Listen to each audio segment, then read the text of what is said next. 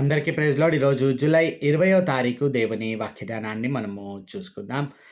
ప్రాముఖ్యంగా ఇవాల్టి నుండి ఫిలిప్పీలకు రాసినటువంటి పత్రికను మనము ధ్యానం చేయబోతా ఉన్నాం. ఇవాళ ఫిలిప్పీ రాసినటువంటి పత్రిక యొక్క పరిచయాన్ని మనము చూడబోతా ఉన్నాం. ఇక్కడ మనం గమనించినట్లయితే ఫిలిప్పీలకు రాసినటువంటి పత్రికలో ఎక్స్క్లూజివ్గా మనం చూడబోయేటటువంటి విషయం ఏంటి అనేది గనక ఇక్కడ మనం ఆలోచించినట్లయితే, నేటి దినాన మానవుడు అనేకమైనటువంటి అంటే మానవునికి అత్యంతంగా కొదువయ్యేటటువంటి విషయము ఆనందము, లేదా ఏదో క్రొత్తదనాన్ని కనుగొనాలని మానవుని యొక్క ప్రయత్నము. ఇక్కడ మనం ఆలోచించినట్లయితే మానవుడు నేటి దినాన ఈ క్రొత్తదనము లేకపోతే ఆనందము పుస్తకాలలో వెతికే ప్రయత్నం చేస్తూ ఉంటాడు, లేకపోతే ఎవరైనా యొక్క ప్రసంగము ద్వారా మోటివేషన్స్ ద్వారా వస్తుందేమో అని ఎదురు చూడడం మనం చూడగలుగుతూ ఉంటాం. లేదా కొంతమంది పెద్దవారిని లేకపోతే వారు జీవితంలో సక్సెస్ అయినటువంటి వారి వద్దకు వెళ్తే వారిని కలవడము ద్వారా వస్తుందేమో అని ఎదురు చూస్తూ ఉంటాడు. అయితే ఇంకా మనం చూసినట్లయితే మానవుడు ఆనందాన్ని ఉద్యోగంలోనో లేకపోతే మానవ సంబంధాల్లో అంటే కొత్త వారు పరిచయం అవడం ద్వారా దొరుకుతుందని, లేకపోతే ఇక్కడ ఇతరత్రమైనటువంటి క్రొత్త విషయాల్లో ఇటువంటివన్నీ దొరుకుతుందని ఎదురు చూస్తూ ఉంటాడు. కానీ గ్రహించాల్సినటువంటి సత్యం ఏంటనంటే, మనకుంటున్నటువంటి ఇల్లు లేదా మన ఉద్యోగాలు, మానవ సంబంధాలు ఇటువంటివి ఏవి కూడా మనకి ఆనందాన్ని, క్రొత్తదనాన్ని కలగజేయలేవు.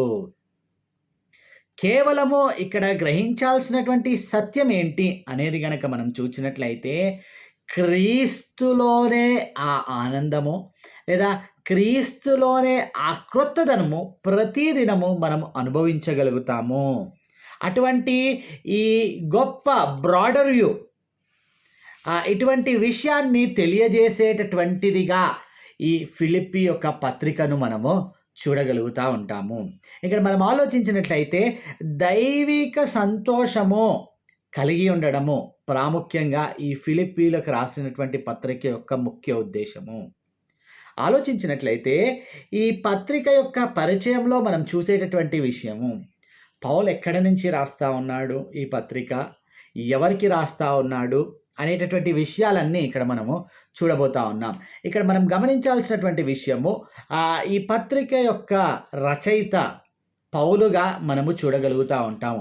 ఆల్రెడీ ఈ ఫిలిప్పీలకు రాసినటువంటి పత్రిక మొదటి అధ్యాయం మొదటి వచనంలో ఆ విషయాన్ని మనము చూడగలుగుతూ ఉంటాం. ఫిలిప్పీలో ఉన్న క్రీస్తు యేసునందలి సకల పరిశుద్ధులకును, అధ్యక్షులకును, పరిచారకులకును, క్రీస్తు యేసు దాసులైన పౌలును, తిమోతియును శుభమని చెప్పి వ్రాయునది. అంటే తిమోతి తనతో పాటు ఆ సమయంలో ఉన్నాడు కాబట్టి ఇక్కడ మనం గమనించినట్లయితే పౌలు ప్రాముఖ్యంగా ఈ పత్రికను రాస్తున్నట్లుగా మనం ఇక్కడ చూడగలము. ఇది సామాన్యంగా అందరూ కామెంటేటర్స్ అక్నాలెడ్జ్ చేసేటటువంటి విషయము. అంటే దీంట్లో ఇంకా వేరే డిబేట్ ఏమీ లేదు, ఇది పౌలే రాశాడని అందరూ ఒప్పుకుంటున్నటువంటి విషయము. కాబట్టి ఇక్కడ ఆలోచించాల్సినటువంటి విషయము, మనం గమనించినట్లయితే రాసేటటువంటి వ్యక్తి యొక్క పరిస్థితి, అట్లాగే ఫిలిప్పీ పట్టణపు యొక్క పరిస్థితి ఇప్పుడు మనం చూడబోతా ఉన్నాం. రాసే వ్యక్తి యొక్క పరిస్థితిని అంటే పౌలు యొక్క పరిస్థితిని మనం చూసినట్లయితే ఆయన ఎక్కడ ఉన్నాడు అనేటటువంటి విషయాన్ని గనక ఇక్కడ మనం ఆలోచించినట్లయితే, పౌలు రోమాలోని చెరలో ఉంటా ఉన్నాడు. ఆయన యొక్క చెర నేపథ్యం ఏమిటి అనంటే, నేటి దినాన మనం చెప్పుకునేటటువంటి విధంగా హౌస్ అరెస్ట్ అని చెప్పుకోవచ్చు. అంటే తానే యొక్క అద్దె గదిలో అంటే అద్దె ఇంటిలో ఉండి అక్కడ ఆయన చెరగా అంటే రోమా యొక్క సైనికుల యొక్క పర్యవేక్షణలో ఆయన ఉంటాడు. ఆయన ఆ గదిలో నుండి లేదా ఆ ఇంటిలో నుండి బయటికి వెళ్ళేటటువంటి అవకాశం లేదు, కానీ తనను ఎవరైనా వచ్చి కలవచ్చు. అయితే పౌలు ప్రాముఖ్యంగా తనని వచ్చి కలిసినటువంటి వారికి ఆయన సువార్త ప్రకటించినట్లుగా మనం ఇక్కడ చూడగలిగినటువంటి విషయము. కాబట్టి ఇది పౌలు యొక్క చెర నేపథ్యము క్లుప్తంగా అని మనము గమనించగలగాలి.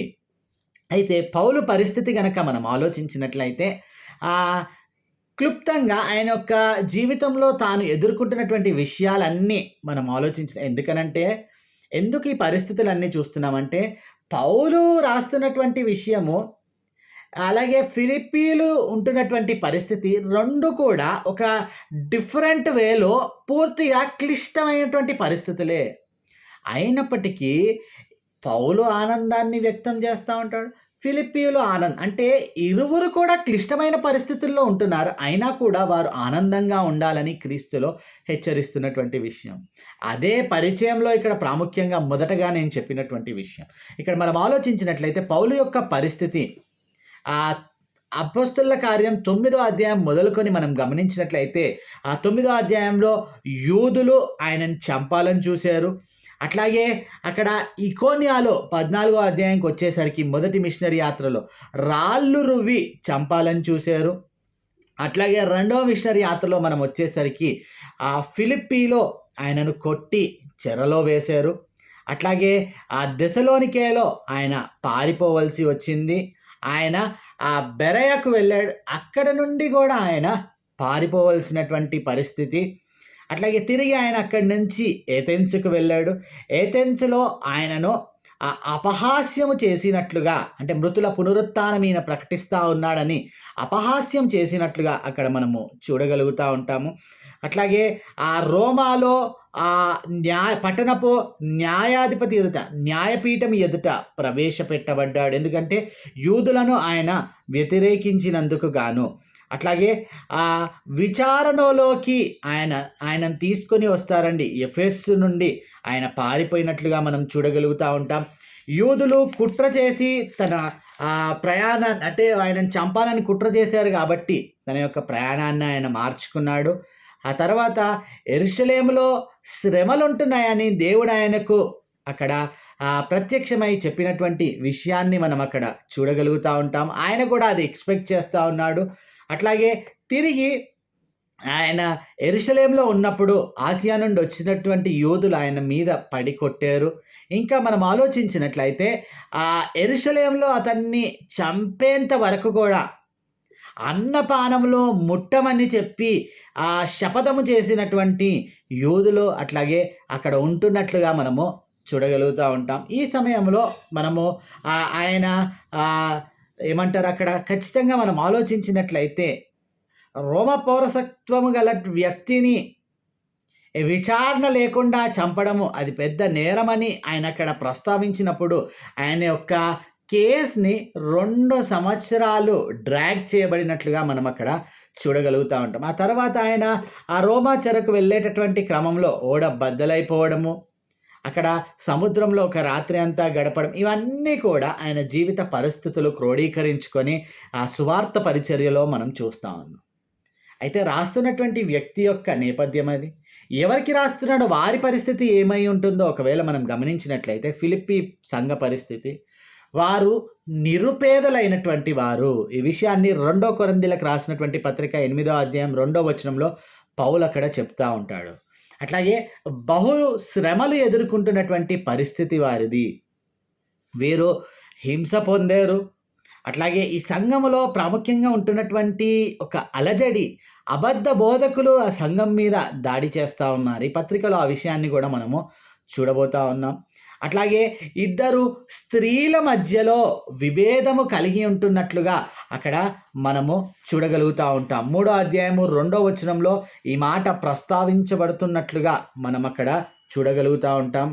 4వ అధ్యాయం అండి, 4వ అధ్యాయము 2వ వచనంలో ఈ విషయాన్ని యువోదియా సుంటకేను అనే స్త్రీలు వారి మధ్యలో ఉంటున్నటువంటి విభేదాలను కూడా పౌలు ఇక్కడ ప్రస్తావించినట్లుగా మనం చూడగలుగుతాం. ఏక మనస్సు కలిగి ఉండాలని హెచ్చరించాడు. అంటే విభేదాలు కూడా ఆ సంఘంలో ఉంటున్నట్లుగా మనము చూడగలుగుతూ ఉంటాం. ఇక్కడ గమనించినట్లయితే వీరి యొక్క ప్రాబ్లమ్స్ యొక్క పరిస్థితి ఎంత దయనీయంగా ఉంటుందో మనం చూడగలం. ఇట్టి పరిస్థితుల్లో కూడా ఈ పత్రికను పౌలు ఎందుకు రాస్తా ఉన్నాడనంటే, వీరు పౌలుకు ఈ ఫిలిప్పీ పట్టణము ద్వారా వారు సహాయాన్ని ఎపఫ్రోదీతు ద్వారా, అక్కడ రోమాలో ఉన్నటువంటి పౌలుకు పంపించారు. దానికి కృతజ్ఞతగా పౌలు ఈ పత్రికను రాస్తున్నట్లుగా మనం చూడగలుగుతా ఉంటాం. ఒకవేళ ఫిలిప్పీ పట్టణం యొక్క నేపథ్యం పరిస్థితి గనక మనం ఆలోచించినట్లయితే ఇదొక ముఖ్య పట్టణంగా ఆ రోజు రోమా సామ్రాజ్యంలో లేదా రోమా యొక్క పరిపాలనలో ఫిలిప్పీ పట్టణం ముఖ్య పట్టణముగా ఉంటున్నట్లుగా మనం చూడగలుగుతూ ఉంటాం. ఇది మాసిదోనియాకు తూర్పుగా ఉంటున్నట్టుగా మనం చూడగలుగుతూ ఉంటాం. మాసిదోనియా పట్టణాలలో ఇది తూర్పున ఉంటున్నటువంటి పట్టణముగా మనం చూడగలుగుతూ ఉంటాం. అట్లాగే ఇది నది తీరపు అంటే పోర్ట్ సిటీగా మనం ఇక్కడ గుర్తించగలగాలి. మనము అక్కడ ఈ పట్టణంలో ప్రాముఖ్యంగా రక్షించబడినటువంటి లూదియాని గనక మనం చూసినట్లయితే వారు నది తీరాన కూడుకోవడం మనం అక్కడ చూడగలుగుతూ ఉంటాం. అట్లాగే ఈ పట్టణము ఒక ఇంపార్టెంట్ వ్యాపార కేంద్ర పట్టణముగా, ఎందుకంటే రోమాకు వెళ్ళేటటువంటి దారిలో ఈ ఫిలిప్పీ పట్టణం ఉండడం ద్వారా అందునిమిత్తం పోర్ట్ సిటీ కూడా కావడం ద్వారా ఇది వ్యాపార కేంద్ర పట్టణముగా ఇక్కడ మనం చూడగలుగుతూ ఉన్నాం. ఇందులో బంగారు గనులుంటున్నట్లుగా కూడా మనం గుర్తించగలగాలి. అట్లాగే ఈ పట్టణము అలెగ్జాండర్ ద గ్రేట్ యొక్క తండ్రి ఫిలిప్ II ఆయన ఈ పట్టణం మీద, ఎందుకంటే బంగారు గనులు ఉండడం ద్వారా ఎక్కువ కాన్సన్ట్రేషన్ ఈ పట్టణం మీద, అంటే తన యొక్క ఆధీనంలో ఉంచుకొనడం ద్వారా ఈ పట్టణాన్ని చేసినట్లుగా అందుకనే దీనికి అంటే అంతకు ముందుకు దీని యొక్క పేరు క్రెనీడెస్. కానీ ఈ ఫిలిప్పు II ఎవరైతే అలెగ్జాండర్ యొక్క తండ్రి ఉన్నాడో ఆయన దీని మీద ప్రత్యేక శ్రద్ధ చూపడం ద్వారా దీనికి ఫిలిప్పీ పట్టణంగా పేరు మార్చబడినట్లుగా మనము చూడగలుగుతూ ఉంటాం. ఇంకా ఇక్కడ మనం చూసినట్లయితే దీనిలో ఉంటున్నటువంటి అద్భుతమైనటువంటి రోమా యొక్క కట్టడలను మనం చూడగలుగుతూ ఉంటాం. వారి యొక్క వస్త్రధారణ, వారి నాణాలు పూర్తిగా కూడా రోమా సంస్కృతిని అక్కడ వ్యక్తపరిచే విధముగా ఉంటున్నట్లుగా మనము గమనించగలగాలి. ప్రాముఖ్యంగా వీరు ఎట్టి పట్టణాలను కట్టుకున్నారు అనేటటువంటి విషయాన్ని గనక ఇక్కడ మనం ఆలోచించినట్లయితే వీరు కట్టుకుంటున్నటువంటి ఇల్లులను బట్టి పౌలు అక్కడ చెప్తున్నటువంటి విషయము, అయ్యా మీరు ఇంత మంచి ఇల్లులు కట్టుకుంటా ఉన్నారు, మన సిటిజన్షిప్ పర్మనెంట్గా ఇక్కడ కాదు, మన పౌరస్థితి పరలోకమందున్నదని వీరికి చెప్పడం వెనుక ఉద్దేశము వారు కట్టుకుంటున్నటువంటి ప్యాలెస్ లాంటి ఇల్లులు ప్రాముఖ్యంగా కారణమని మనము చూడగలుగుతూ ఉంటాం. ఇది ఫిలిప్పీ పట్టణం యొక్క నేపథ్యం. ఒకవేళ ఫిలిప్పీలో ఉన్నటువంటి సంఘము ఏ విధంగా ఆవిర్భవించబడింది లేదా ఎస్టాబ్లిష్ చేయబడింది అనేటటువంటి విషయాన్ని గనక మనం చూసినట్లయితే ప్రాముఖ్యంగా ఈ విషయాన్ని అపోస్తలుల కార్యంలో 16వ అధ్యాయంలో మనము 9వ వచనం నుంచి 40వ వచనం వరకు గల వచనాల్లో మనం ఈ ఫిలిప్పీ పట్టణంలో ఉంటున్నటువంటి సంఘం యొక్క ఆవిర్భావాన్ని మనం చూడగలుగుతాం. ప్రాముఖ్యంగా ఇద్దరు ప్రాముఖ్యమైనటువంటి వ్యక్తులు అక్కడ రక్షించబడడం ద్వారా ఈ ఫిలిప్పీ పట్టణంలో సంఘం ఏర్పడినట్లుగా మనం చూడగలం. ఎవరా వ్యక్తులు అనేటటువంటి విషయాన్ని గనక మనం చూసినట్లయితే మొదటగా లూదియా అనేటటువంటి స్త్రీ. పౌలు అక్కడ ఫిలిప్పీ పట్టణానికి వెళ్ళినప్పుడు పౌలుకు ఉండేటటువంటి ప్రాముఖ్యమైనటువంటి అలవాటు సమాజ మందిరం ఎక్కడ ఉంటుందని చూసుకోవడం, సునగోగు ఎక్కడ ఉంటుందని చూసుకోవడము, ఆ తర్వాత విశ్రాంతి దినమున అక్కడికి వెళ్ళి సువార్త ప్రకటించడం పౌలు యొక్క అలవాటు. కానీ ఈ ఫిలిప్పీ పట్టణంలో మనం చూసినట్లయితే దెర్ ఈస్ నో సినగాగ్, అంటే సమాజ మందిరం అక్కడ లేదు. కాబట్టి సమాజ మందిరము లేనటువంటి క్రమంలో వారికి ఉండేటటువంటి అలవాటు, ఎవరైనా యూదులు ఉంటే వారికి ఉండేటటువంటి అలవాటు అక్కడ మనం చూసినట్లయితే సముద్రం అద్దరిన వారు కూడుకోవడం వారికి అలవాటు. అయితే పౌలు ఎవరైనా ఉంటారేమోనని సమాజ మందిరం లేదు కనుక అట్లాగే ఆయన ఆ సముద్రం అద్దరిన వెళ్ళినప్పుడు కొంతమంది స్త్రీలు అక్కడ కూడుకోవడం, వారికి అక్కడ సువార్త ప్రకటించడము, అందులో లూదియా యొక్క హృదయాన్ని దేవుడు తెరవడము, తన కుటుంబముతో పాటు ఆమె బాప్తిస్మం పొంది రక్షించబడడం మనం అక్కడ చూడగలుగుతూ ఉంటాం. ఆ తర్వాత ఆ చెరసాల అధిపతి పౌలు చెరసాలలో వేయబడినప్పుడు అక్కడ పౌలు శీలలు అక్కడ చెరలో ఉండి పాటలు పాడుతున్నటువంటి క్రమంలో ఆ చెర సంఖ్యలు తెగిపోవడం ద్వారా ఆ చెరసాల నాయకుడు అక్కడ రక్షించబడడం, అంటే ఈ రెండు ఈవెంట్స్ అక్కడ ఫిలిప్పి పట్టణంలో సంఘం ఏర్పడడానికి ప్రాముఖ్యంగా ఊతమిచ్చినట్లుగా మనం అక్కడ చూడగలుగుతూ ఉంటాం. అట్లాగే ఇక్కడ మనం గమనించినట్లయితే ఈ పత్రికలో ప్రాముఖ్యంగా ప్రస్తావించబడినటువంటిది ఫిలిప్పి వారి యొక్క దాతృత్వము. పౌలు మీద వారు చూపిస్తున్నటువంటి ఎనలేని ప్రేమ. ఎన్నోసార్లు వారు ఆర్థికంగా పౌలుకు సహాయం చేసినటువంటి వారుగా మనం ఇక్కడ చూడగలుగుతూ ఉంటాం. అయితే ఇది రాయబడినటువంటి కాలమానము, ప్లేస్ ఎక్కడి నుంచి రాశాడు అనేటటువంటి విషయాన్ని మనం చూస్తున్నట్లయితే ఇది రోమాలో ఉన్నటువంటి చెర నుండి ఇది రాస్తున్నట్లుగా మనం చూడగలం. దీనికి బేస్ అనేటటువంటి విషయాన్ని గనక మనం చూసినట్లయితే 1వ అధ్యాయం 13వ వచనంలో ప్రేతోరియం అను సేన అంటాడు. అట్లాగే 4వ అధ్యాయం ఫిలిప్పీలకు రాసినటువంటి పత్రికలు 22వ వచనంలో కైసరు ఇంటివారు. అంటే పౌలు ఆ కైసరు ఇంటివారు అనగానే అక్కడ ఉన్నటువంటి సైనికులు కూడా కొంతమంది రక్షించబడినట్లుగా మనం ఇక్కడ చూడగలుగుతూ ఉంటాం. అంటే కైసరు ఇంటి వారు కూడా మీకు శుభములు చెప్పుచున్నారు అని అంటే అక్కడ ఉండినటువంటి వారు కూడా కొంతమంది తన స్వార్థ ద్వారా రక్షించబడినట్లుగా మనం అంటే ఆయన సంఖ్యల్లో బంధించబడి ఉంటున్నట్లుగా అక్కడ చెప్పడం ద్వారా ఈ ప్రేతోర్యమను సేన అనేటటువంటి పదం ఆయన వాడినట్లుగా మనం అక్కడ చూడగలుగుతూ ఉంటాం. ఈ పత్రిక రాసేటటువంటి క్రమంలో పౌలు అక్కడ పూర్తిగా సైనికుల యొక్క ఆధీనంలో ఉన్నాడు. అలాగే హీఈస్ విత్ కఫ్స్, అక్కడ మనం చూసినట్లయితే సంకెళ్ళతో బంధించబడి ఆయన ఉంటున్నట్లుగా ఇక్కడ రాయబడినట్లుగా మనము చూడగలుగుతూ ఉంటాం. ప్రాముఖ్యంగా ఈ ఫిలిప్పి పత్రిక 61వ AD అంటే క్రీస్తు శకం 61 సంవత్సరంలో ఇది రాయబడినట్లుగా చెప్పబడుతున్నటువంటి విషయము. ఇది ప్రాముఖ్యంగా చెరపత్రికగా చెప్పబడుతున్నటువంటి విషయంగా మనం చూడగలుగుతూ ఉన్నాం. చెరపత్రికలు అనగానే పౌలు యొక్క చెరపత్రికలు 4 ఉంటా ఉన్నాయి. అంటే ఆయన చెరలో ఉండి రాశాడు గనక అవి చెరపత్రికలుగా పరిగణించబడుతూ ఉన్నాయి. ఈ ఫిలిప్పి పత్రికతో పాటు కొలస్సీలకు రాసినటువంటి పత్రిక, ఎఫెసీలకు రాసినటువంటి పత్రిక, అలాగే ఫిలెమోను పత్రిక, ఈ 4 కూడా చెరపత్రికలుగా పరిగణించబడుతుండడం మనము చూడగలుగుతూ ఉంటాం. పౌలు యొక్క స్థితి ఈ పత్రిక రాసేటప్పుడు మనం ఒకవేళ ఆలోచించినట్లయితే మరణానికి అట్లాగే ఆయన యొక్క నిరీక్షణకు మధ్యలో ఉంటున్నట్లుగా, అంటే ఆయన చాలా మరణానికి సమీపంగా ఉంటున్నటువంటి స్థితిని మనం ఇక్కడ చూడగలుగుతూ ఉంటాం. అట్లాగే నిరీక్షణతో ఆయన నేను తిరిగి మరలా వస్తాను మీ వద్దకు అని చెబుతుండడం ద్వారా ఒక నిరీక్షణతో ఆయన ఈ పత్రికను రాస్తున్నట్లుగా మనము చూడగలుగుతూ ఉంటాం.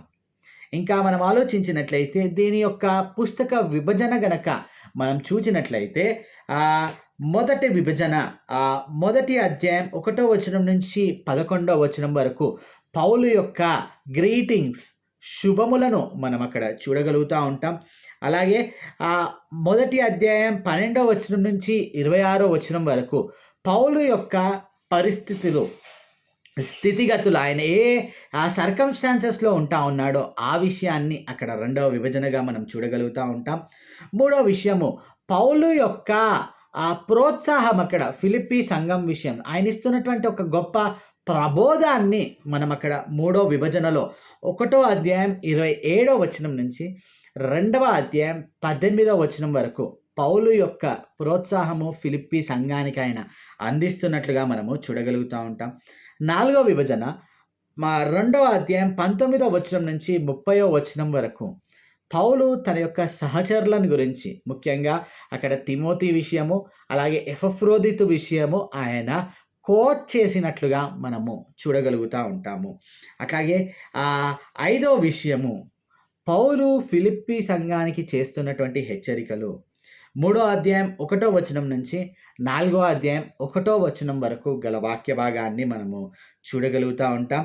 అలాగే 6వ విభజన పౌలు యొక్క ఆనందము ఆయన అక్కడ వ్యక్తం చేస్తున్నట్లుగా 4వ అధ్యాయం 2వ వచనం నుంచి 9వ వచనం వరకు పౌలు యొక్క ఆనందాన్ని అక్కడ వ్యక్తం చేస్తున్నట్లుగా మనం చూడగలుగుతూ ఉంటాం. అలాగే 7వ విభజన పౌలు తన యొక్క కృతజ్ఞతా భావాన్ని ఎందుకంటే వారు పంపించినటువంటి ఆ వస్తువుల ద్వారా పౌలు తన యొక్క కృతజ్ఞతా భావాన్ని 4వ అధ్యాయం 10వ వచనం నుంచి 20వ వచనం వరకు గల వాక్య భాగంలో మనము చూడగలుగుతా ఉంటాం. అలాగే చివరిగా 8వ భాగం గనక మనం ఆలోచించినట్లయితే పౌలు వీడ్కోలు తెలియజేస్తున్నట్లుగా 4వ అధ్యాయం 21వ వచనం నుండి 23వ వచనం వరకు గల వాక్య భాగంలో ఈ పుస్తక యొక్క విభజన క్లుప్తంగా మనం అక్కడ చూడగలుగుతూ ఉంటాం. కాబట్టి ఓవరాల్గా ఇది ఫిలిప్పీలకు రాసినటువంటి పత్రిక యొక్క పరిచయం. ఎందుకనంటే ఈ ఫిలిప్పీలకు రాసినటువంటి పత్రిక వర్స్ బై వర్స్ మనం చదువుతున్నప్పుడు దాని యొక్క పరిస్థితులను మరలా కోట్ చేయబడుతున్నప్పుడు ఈ పరిచయము చాలా ఇంపార్టెంట్. ఎందుకంటే ఈ పరిచయం అర్థం కాకుండా ఇందులో ఉంటున్నటువంటి విషయాలు పౌలు రాస్తున్నప్పుడు ఎందుకు పలికాడు అనేటటువంటి ఆ కంక్లూజన్కి మనము రాలేని పరిస్థితి. కాబట్టి ఖచ్చితంగా ప్రతి పుస్తకానికి పరిచయం అనేది చాలా ఇంపార్టెంట్. ఈ పరిచయం ద్వారా అందులో ఉంటున్నటువంటి పరిస్థితులు ఏమై ఉంటున్నాయి అని ఒక కంక్లూజన్కి మనము రాగల విషయాన్ని ఈ పరిచయము ఈ పుస్తకానికి ఒక ఊపిరిగా మనము చూడగలుగుతూ ఉంటాం. కాబట్టి ఇది ఫిలిప్పీలకు రాసినటువంటి పుస్తకం యొక్క పత్రిక యొక్క పరిచయము. ఇందులో అనేక విషయాలు పౌలు కోట్ చేస్తూ ఉంటాడు. ఇది ప్రాముఖ్యంగా ఒకవేళ చెప్పుకోవాలనుకుంటే ఆనందానికి దారి తీసేటటువంటి ఒక గొప్ప పత్రికగా మనం చూడగలుగుతా ఉంటాం. The ఎపిస్టిల్ of Joy. కాబట్టి అట్టి ఆనందము పౌలు ఈ పత్రిక అంతట్లో కూడా మనకి కూడా చూపించడం మనం చూడగలుగుతూ ఉంటాం. కాబట్టి ప్రార్థన చేసుకుందాం. అత్యంత కృపగల దేవ, అయ్యా ఈ ఫిలిప్పీలకు రాసినటువంటి పత్రికలో ఉన్నటువంటి పరిస్థితులు, స్థితిగతులు, రాసేటటువంటి వ్యక్తి శ్రమలలో ఉంటా ఉన్నాడు. ఎవరికైతే రాస్తున్నాడో వారు శ్రమలలో ఉంటున్నారు. అయినప్పటికీ కూడా nothing is hindering the Joy in you. అయ్యా ఏది కూడా వారి యొక్క ఆనందాన్ని ఆపలేకుండా ఉంటున్నట్లుగా పౌలు ఇక్కడ తన యొక్క ఆత్మీయ ఆనందాన్ని ఇక్కడ వ్యక్తపరుస్తూ ఉన్నాడు. అయ్యా నిజముగా మా స్థితిగతిలో మా పరిస్థితులు ఏవి కూడా తండ్రి దేవా నీ యందు ఉండేటటువంటి ఆత్మీయ ఆనందాన్ని ఆపలేవు అనేటటువంటి సత్యాన్ని మేము ఇక్కడ గ్రహించులావున మీ కృపలో భద్రపరచుకోండి. నిజముగా తండ్రి ఈ పరిచయము ఒక చక్కని ఊపిరి వలె ఈ పుస్తకం యొక్క ధ్యానమంతా మేము చేయనప్పుడు అయ్యా ఇట్టిది మాకు ఉంటుందని గ్రహించుకొని ఈ విషయాలన్నీ కూడా తండ్రి దేవా మా మనస్సుల్లో మేము తండ్రి దేవా స్థిరపరుచుకున్నట్లయితే ఎప్పుడు మేము ఫిలిప్పీలకు రాసినటువంటి పత్రిక చదివినా అది మాకు సులభతరంగా అర్థం కావడానికి సహాయపడుతుందని విశ్వసిస్తూ అయ్యా ఇది వింటున్నటువంటి ప్రతి వ్యక్తికి మీ కృపను అనుగ్రహించమని యేసు నామములో ప్రార్థించాడు ఈ వేడుకుంటున్నాం తండ్రి. ఆమేన్.